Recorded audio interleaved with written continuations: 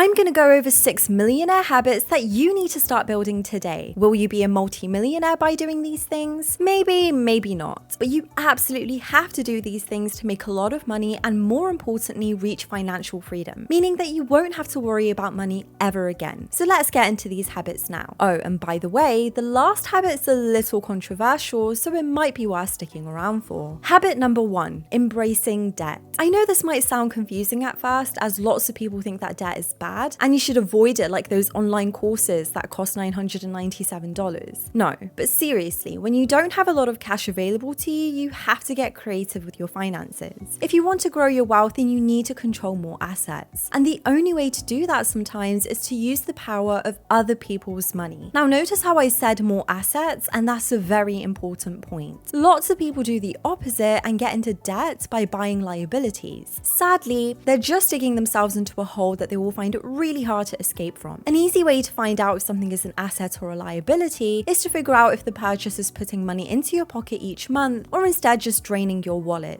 Our favorite thing about borrowing money is that you can buy other companies in cash, therefore getting a better price. Even today, borrowing money is currently very cheap. How can borrowing money be cheap? Well, just think. If you can borrow cash at a 2% interest rate and put your money to work at an 8 to 10% return, then that's about 6 to 8% absolutely worth it. It's important to always run the numbers on your decisions and not leave yourself too exposed to debt so that if something goes wrong, then you would be able to handle the repercussions. It's definitely true that you should be cautious of debt, but never fear using it to your advantage. Habit 2, being obsessed with success. To become a millionaire, you must be laser focused, like an Olympic athlete. To get to the top of anything, you need to put in the extra bit of work and then a little bit more. When you start your business, you need to apply the same obsession. Set yourself both short and long-term goals to keep focused at all times. Having a laser-like determination to succeed is key to your growth. Even Elon Musk claims he regularly works 80 to 100 hours a week, and this is fueled by his obsession to hit his targets and meet his goals. How else will Tesla smash earnings reports and SpaceX land humans on Mars? The sad news is 60% of businesses fail within the first 3 years, and that's why focused obsession is so important. So stay focused and keep grinding. Amazon wasn't the biggest retailer overnight, and Kevin O'Leary said he would have laughed Elon Musk out of the building if he'd appeared on Shark Tank with a Tesla pitch. Habit 3,